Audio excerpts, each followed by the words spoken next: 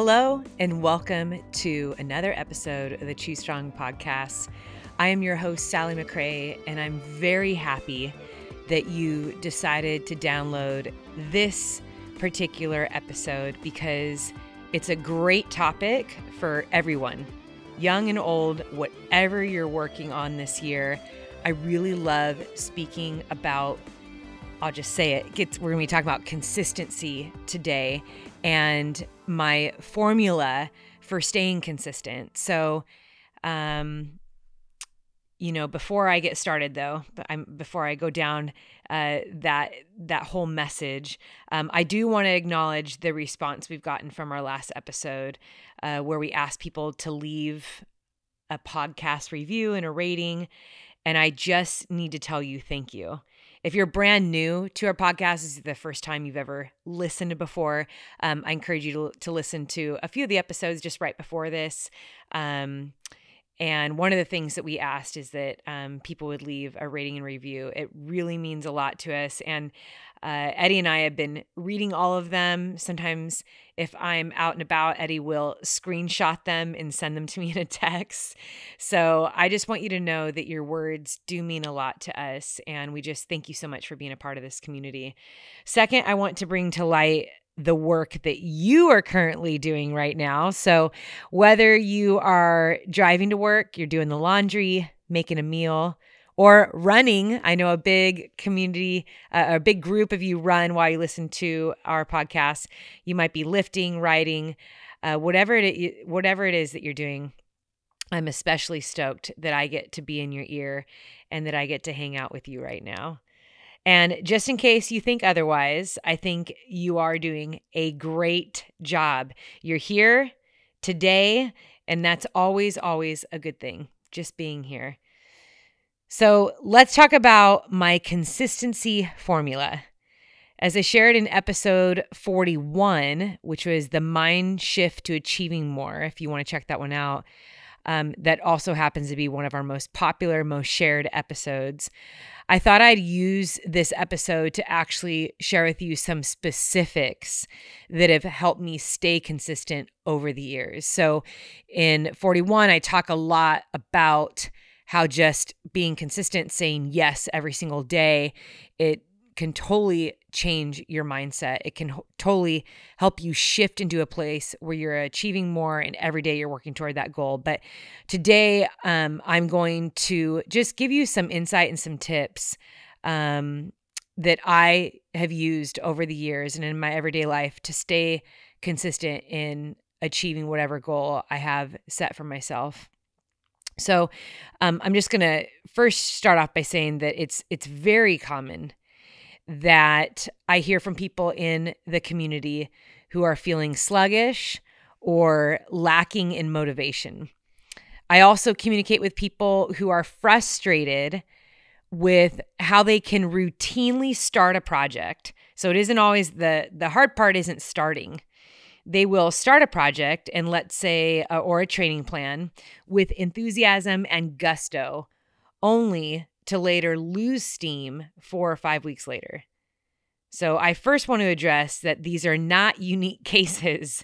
In fact, I really do believe that deep down, everyone wants to work and achieve. I think it's woven into the fabric of humans. I could also use the word create. I think that we're naturally creative, and I'm not just talking about people who are artistically inclined or those who are like in the music and film industry.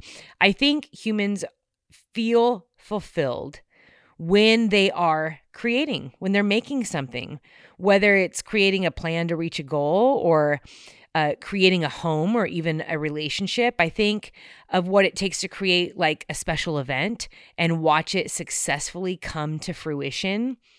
So touching back on my introduction, it's common that people come to me with this frustration, that they find it difficult to stay consistent in whatever it is that they're creating or working toward, which is why I wanted to touch on this topic today. I have some lifelong tips and insights I want to share with you that you can implement today. And as always, I really do want to leave you feeling encouraged by the end of this podcast. So if you're at home and you want to jot these down, grab a pen. Otherwise, if you're out for a run, and as I always say when you're out for a run, try and remember 1 or 2 things that really jump out to you and hold on to them. You can always go back and replay this episode later. So ingredients for staying consistent. Number 1, a plan that starts at night. So that's our first ingredient. Having a plan that starts at night. So you're probably wondering, what do you mean starts at night? I'm talking about the night before your day begins. This is so important that you understand that what you plan that night before is absolutely going to set you up for success for the next day. So a couple things that I like to do, you can keep a notebook, notes on your phone, a whiteboard, a corkboard, a mirror that you can write on, Post-it notes, something where you are physically writing. Now, I do like handwriting better than typing, especially because there's just something about physically taking the time to write out words. You can also, if you're one that's trying to limit the screen time, you can keep a notebook on your nightstand or next to your bed somewhere and just pull that out and write. It's a very therapeutic and calming time when you can sit and write. But I also understand sometimes we are more efficient when we can just get the stuff out on our phone and then it's always with us. So however it is that you want to write out your plan, choose something that works for you. Staying consistent means you are writing down your plan before you go to bed.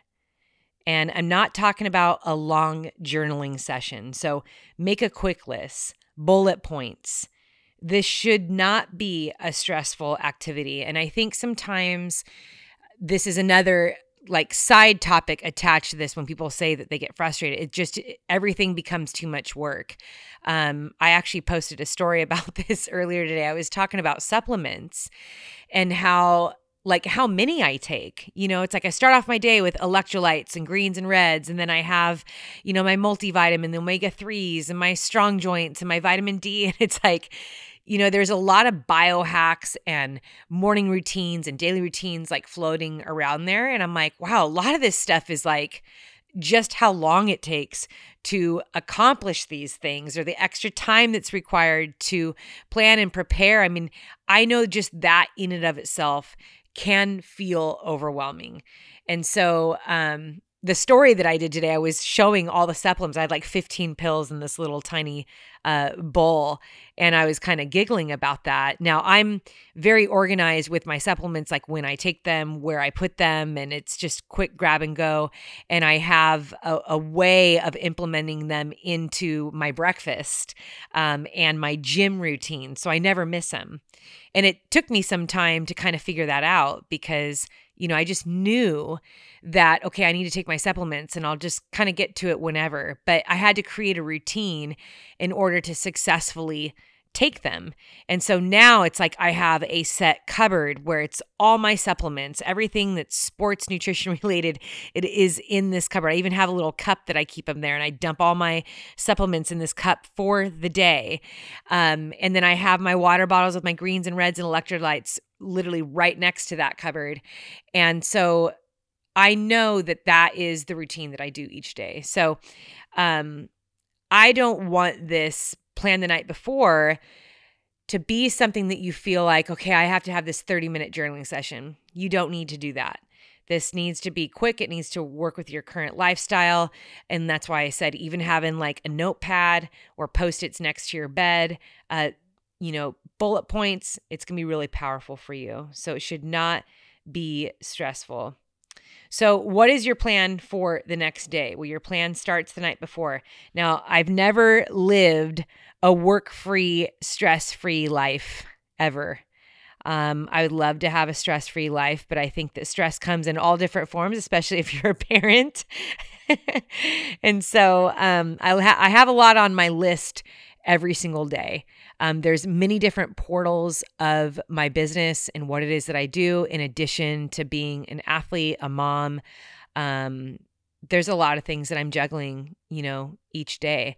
And from the time I was a kid, I was very used to taking care of people, holding down multiple jobs, all while going to school. So yes, I am 100% aware that even when you make a plan, so even when you write down that list the night before, sometimes that plan gets disrupted because you get a flat tire, or your kid wakes up in the middle of the night with a fever, or the report you were working on took 4 more hours than expected, or you got stuck in traffic. But this is also why you make a plan the night before. So number 1 is simply write down your plan the night before. Write down what it is that you want to accomplish the next day, which leads me right into ingredient number 2. Determine what is important and what is urgent.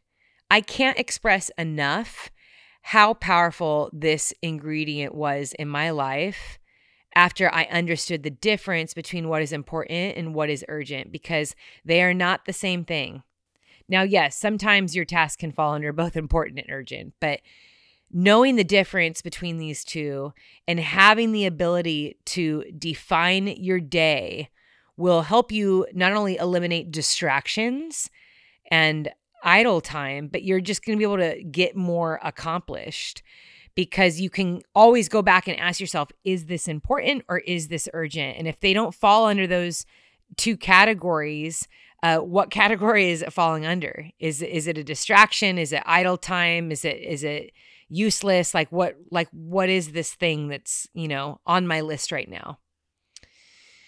But I also have to bring up that sometimes it's other people who make you feel like their important task is your urgent matter, when in fact it's not. And so this is another reason why you need to differentiate between the two.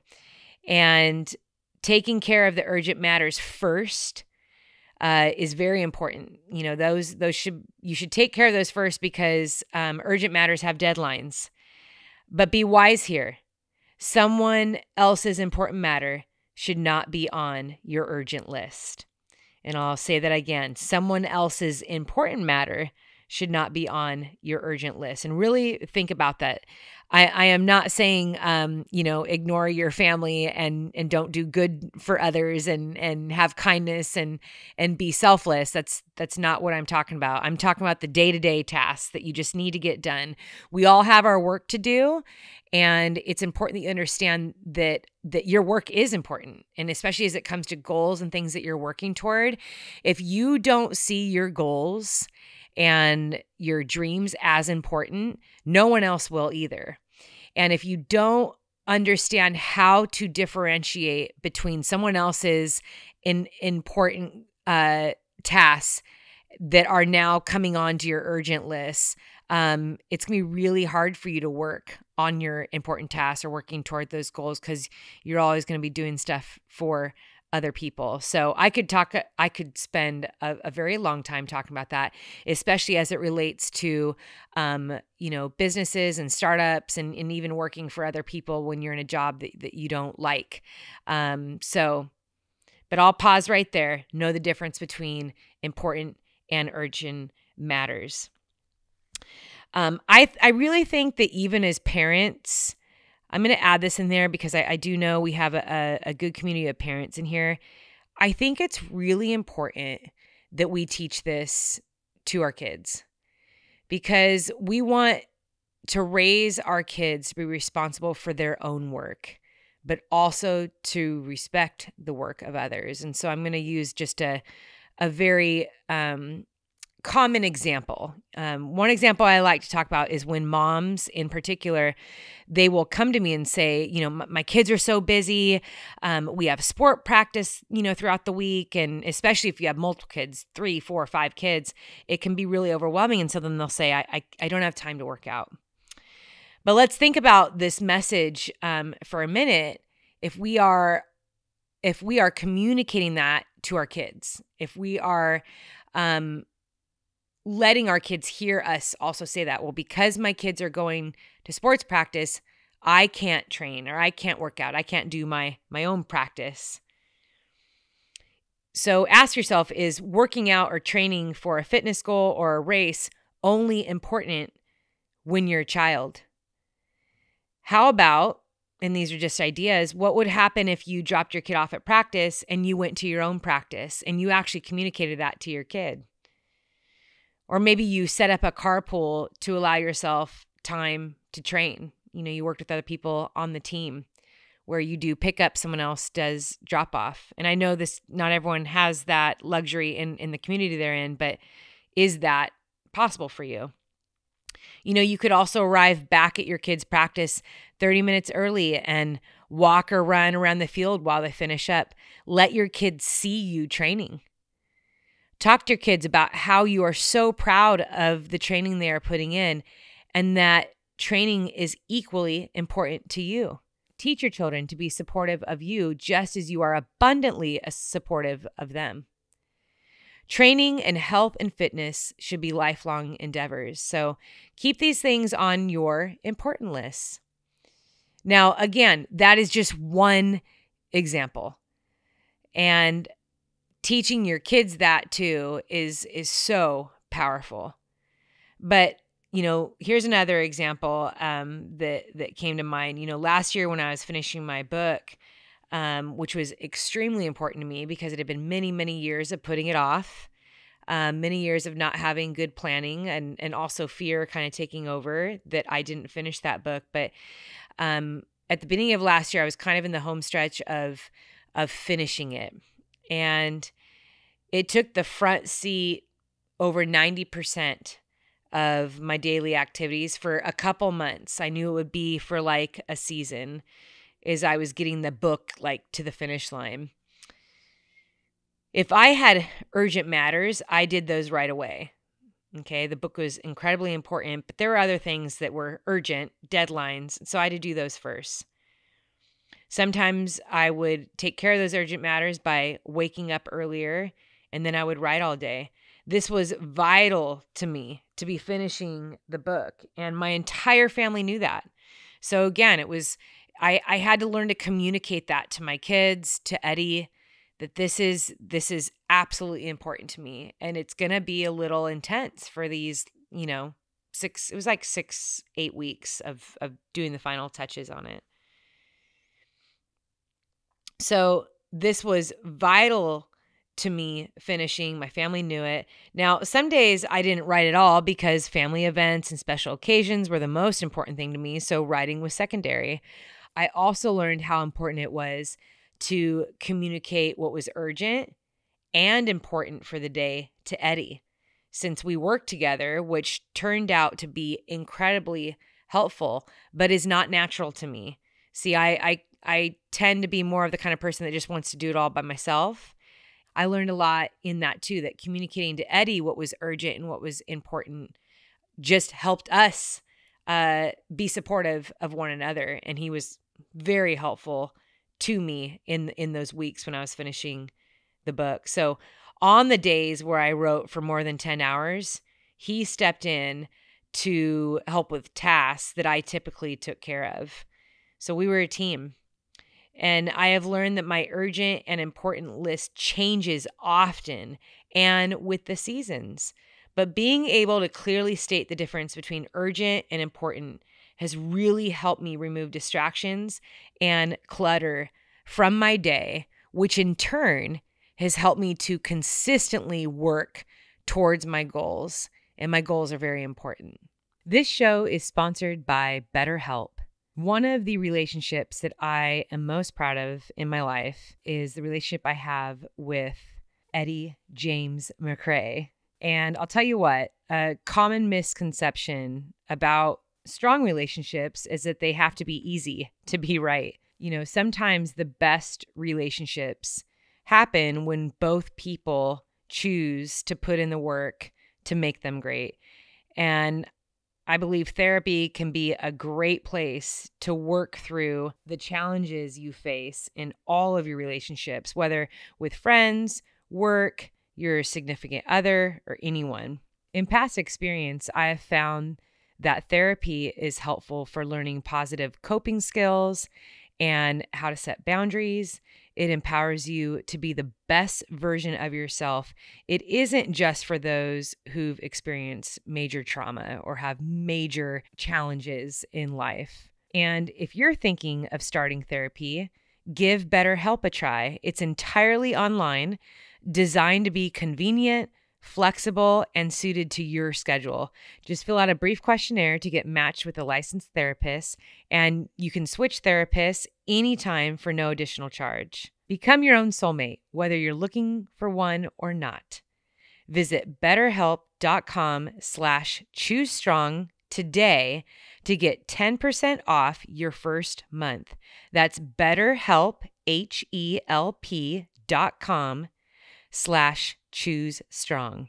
Number 3, something over nothing and done over perfect. So ingredient number 3, I'm going to say it again, something over nothing and done over perfect. One of my favorite ingredients. Doing something each day is always better than nothing. And in that same breath, done sounds so much better than dragging your heels to complete something because it's not perfect. Now, I can attest, I have been stuck in well, if it's not totally amazing perfect, I don't want to do it. I have been there many times in my life. Now I'm at the stage where I can quickly identify that about myself. And I then tell myself this: we can always go back. We can always edit, tweak, fix, redo, recreate. But if I have nothing completed to work with, I will always have nothing. So going back to my book for an example here, even after dozens of rough drafts and 2 professional editors, I still found fault in the chapters. Editing a book is, in my opinion, is one of the hardest parts of writing a book. And I'll tell you what, had I held on to it needs to be perfect, if I held on to that it just needs to be perfect mindset, that book would still not be published. Even with the flaws, and a lot of the flaws might only be what I personally see, the book has been a bestseller and top of the charts since it was released. So even though I see all those flaws and things that I could have changed and re-edited, it's published, it's been on the top charts, it's doing fine. And you know what is so cool too? There's still a lot more books to be written. And and I see a lot of people do this too, where they put out a revised version of their book. They put out a revised version of their bestseller. There's actually some revised versions in my category, one of the categories that my book is in, that are in the top 10 charts in the category that my book is in, that are just revised. So these books did great when they were first released, and then they went and revised it, rewrote it again, and now it's still in this top chart. So I think there's something to be said about that. When you create something, when you are working toward a goal, understand that once you achieve that thing, you're not done with your life. You're not done learning and trying and improving. You can always improve upon something you create. You can always learn and grow after achieving something. I mean, think of this in the way that we look at a running race. If you are currently working toward running your first half marathon or your first marathon, after you achieve it, that doesn't mean that you have to be done. Even if you achieve the time that you were hoping to achieve, if you set that personal best, you can go back to the drawing board and you can set a new goal for the marathon distance. And whether it's to run it faster or run it on trail, run a hilly road course, run in a different state, run at altitude, run with friends. I mean, just think about that. And I think sometimes we paralyze ourselves on our journey to completing something. And this is even where we lose motivation after those 4 or 5 weeks, because it's not perfect, because it isn't going according to what I had planned. But I'll tell you what, and I'll repeat it, something is better than nothing, and done is better than perfect. So the goal is to always be growing. You should never, ever, ever think that you're done growing. The only time you're done growing is when you reach that final finish line at the end of your life. But I don't care if you're 80, 90, 110 years old, you still, if you are alive, you have the ability to grow. You have the ability to learn. You have the ability to try again. See, it's so easy to focus on the imperfections or hyper focus on the woulda, coulda, shoulda, and then miss out on completing something. So, friends, get it done. And I've said this many times, using a running goal as an example. You might not be able to get that 6-mile run in today. And for likely really good reason, especially for my 60-hour-a-week workers and full-time parents. But you must do something today. Why? Because you must train your brain to be consistent no matter the circumstance. So no, the 6-mile run won't happen. But guess what? A 30-minute HIIT workout on YouTube is going to happen, or a 25-minute hard ride on the indoor bike. And if not that, what about a 10-minute mobility routine from my app? I mean, think about all the things you can do. Do you have 10 minutes? Do you have 25 minutes? Do you have 30 minutes? Do something. If you want to be consistent, you have to reshape your beliefs, your mindset about what it means to successfully achieve a goal. Success does not mean that you had 100% good days, great workouts, and hit every single training session in your program. Success is that you didn't give up. You just kept working. No matter what the day brought you, you did something. And you knew it didn't need to be perfect. It just needed to get done. So something is better than nothing. Done is better than perfect. Number 4, learn to temporarily turn off your opinions and feelings. Now, I say temporarily because your thoughts and feelings are very important. You don't need to harden yourself to achieve what you set out to do. However, there is an art to turning off that brain and just doing it. Just moving forward, just doing the action. You know, the year I won Badwater 135, so that was back in 2021, this particular ingredient was like a superpower for me, both in training and during the race. I was running very high mileage, lifting.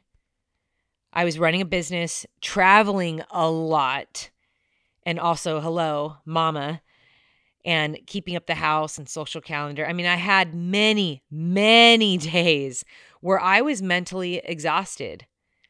And I would ask myself, or I would tell myself, maybe I just need a rest day. Maybe I need to be easy on myself. And before I finish the story, yes, sometimes that is what you need. But let me warn you, how often do people start to make those things a habit? They start to abuse that. They start to say, maybe I just need a rest day. I need to be easy on myself too much. Only you can genuinely feel what you need and determine what is best.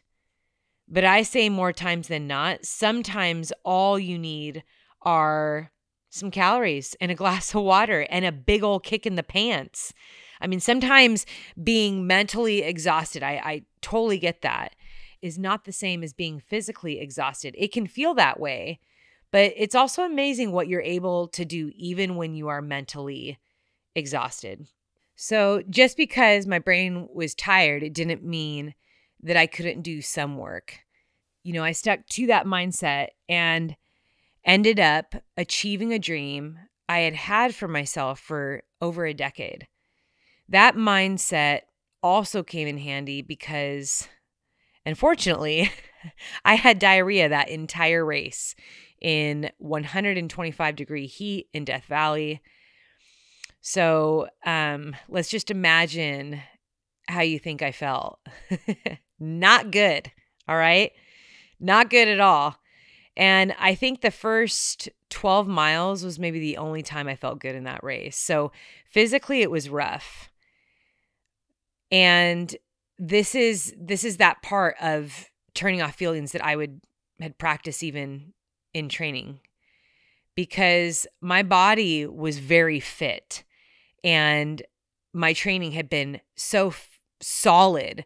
I knew that I was capable of doing what I wanted to do. It was just my intestines didn't feel great. And so I had to go into autopilot, turn off my feelings, and just do what I knew I was capable of doing. But I had another monster to deal with. I had a time goal for that race, which I missed by several hours because I had to stop so many times to go to the bathroom. And then the depletion just slowed me down. The nutritional depletion, the energy stores. I mean, I was losing a lot. It was really hard to keep stuff in. And so I just naturally was not able to run at the pace that I had trained for. So then I got mentally upset, frustrated. You see, our negative thoughts play into our performance, our pace, our effort. If you don't feel good, and then on top of it, you start beating yourself up mentally, guess what happens? Nothing good. But here's my little secret. I didn't stay in that mindset the whole entire time, mainly because I had practiced those things in training. On my long runs, I would practice the words I was going to tell myself on race day if anything went wrong or if challenges arrived, which that did happen. So I was already prepared for the feelings, and I turned all those things off and just kept pushing forward. Sometimes we have to do this first thing in the morning. It's 5 a.m.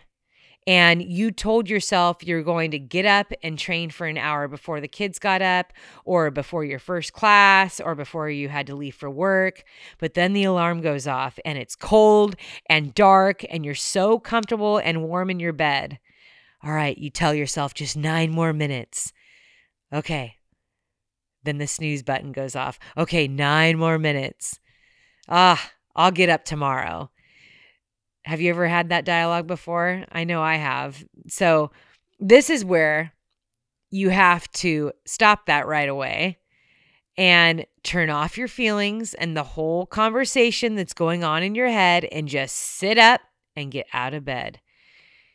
You can turn off your opinions and feelings by focusing solely on the goal and what's important rather than what you're feeling.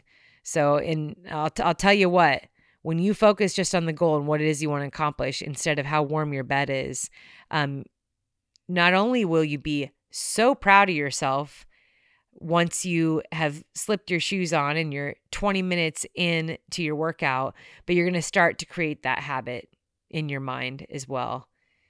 Focus on the goal and turn off those feelings. All right.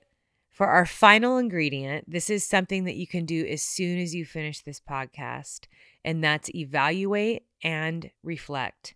It is crucial that you implement evaluating your work and reflecting on what you've done or what you can do better or what needs to change.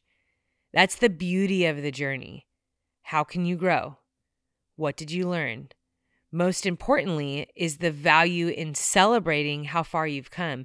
You see, we are often our worst critics.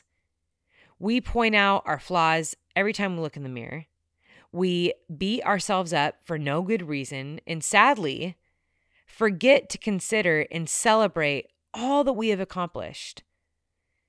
Look back on the last 4 weeks, the last 6 months, the last 2 years. Where did you improve? What got better? What has changed in your life? What are you doing today versus what you were doing 10 years ago?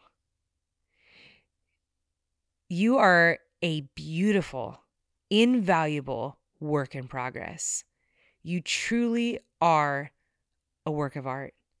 Don't ever, ever forget that. Allow yourself to reflect as you run, as you drive, when you're in the shower or falling asleep at night. And I want you to be grateful because the truth is you're still here. And if you're still here, that means you still have the opportunity to work toward all that's in your heart. You still have today to try again, to correct your mistakes, to talk to that person, to make things right, to be brave, to have hope, to believe. Don't overlook the value in evaluation and reflection. When you do this, it sparks enthusiasm for where you currently are and where you're going.